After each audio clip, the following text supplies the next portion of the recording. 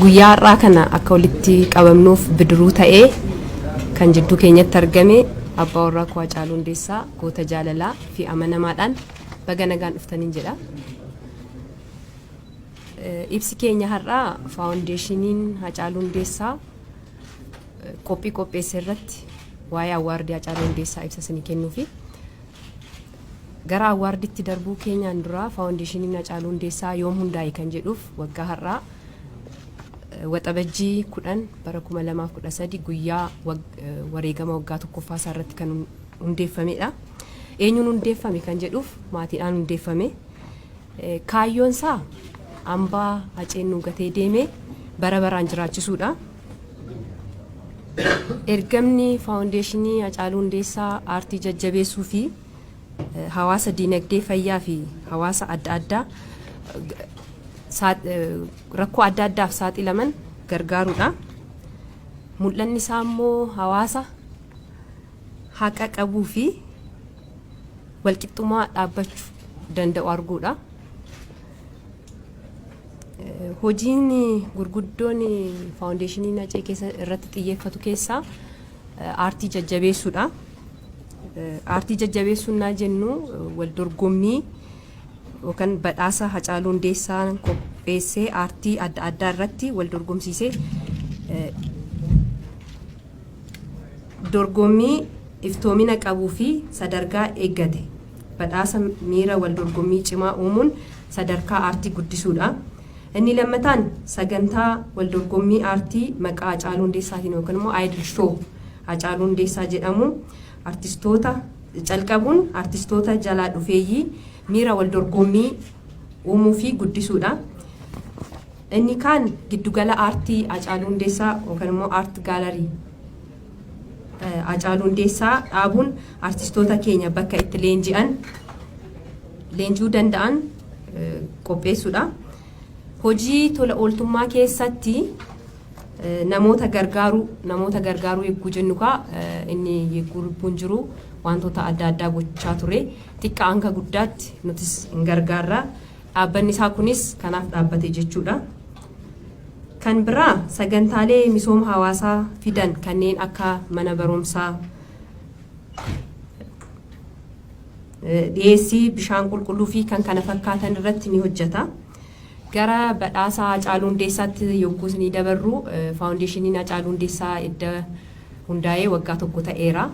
Waggaa tokko kana keessatti hojiiwwan inni hojjetu keessaa tokko fudhanneet badhaasa Hacaaluu Hundeessaa har'a ifa isinii gooneerra jechuudha.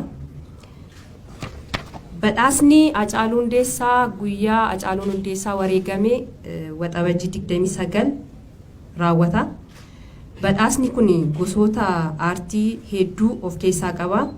Isa keessaa garuu baranaaf calqabaaf ka'umsaaf kan godhannee aartii afaan Oromoo, muuziqaa afaan Oromoo irratti qofa kan hundeeffatedha.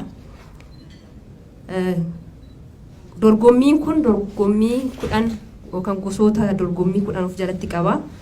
Isaanis sirba sagalee, kiliippii, walaloo, yeedaloo, editingii, sinematogiraafii, daayiriktar,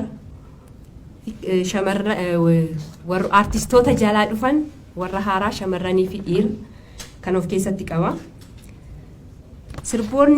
Sirboota kana akkamitti dorgommiidhaaf dhiyeessitan kan jettaniif ka'umsi keenya guyyaa Hacee wareegame hanga waxabajjii 29 2020 irraa hanga bitootessa 31 2022tti kan bahanidha. Sirboonni asirratti wal dorgommiif dhiyaatan jechuudha. Wal dorgommii kana yogguu dorgomsiisnu ogeeyyoonni wal dorgommii kana hojjetan filatamanii ogummaa isaaniitiin ogummaadhaan edda filanii nu raawwatanii booda weebsaayitii isaa irratti gallakkisneerra. Weebsaayitii isaa kanarratti deemaa jira. Har'as ammas kana duras guyyoota hedduu dura deemaa jira. Kana boodas guyyaa muraasa tafee guyyaa muraasa kana keessatti akka filattan asumaanan ergaa dabarsuu barbaada.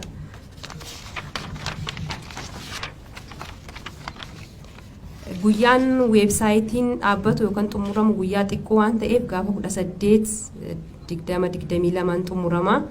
Itti aansuudhaan ergaa gabaabaa SMS'dhaan calqabna. SMS'n guyyaa 19/2022 irraa kaasee marsaa irratti ni galakkifama. Ammas irra deebi'ee uummanni keenya sagantaa kana hordoftanii akka filattan akka artistoota keenya nu filtan akka nus nu jajjabeessitanin ergaa godhaamadha.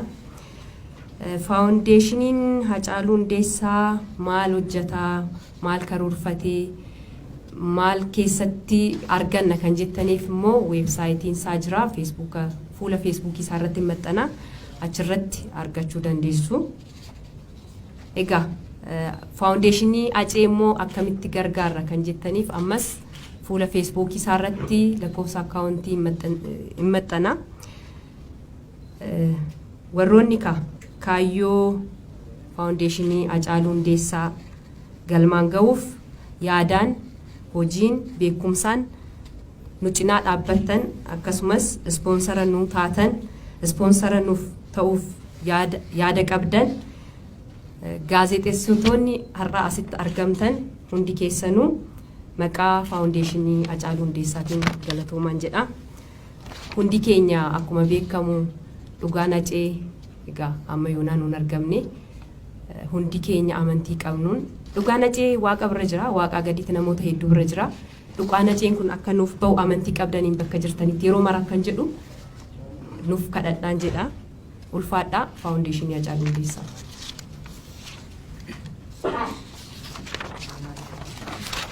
አማርኛ ቀጥል።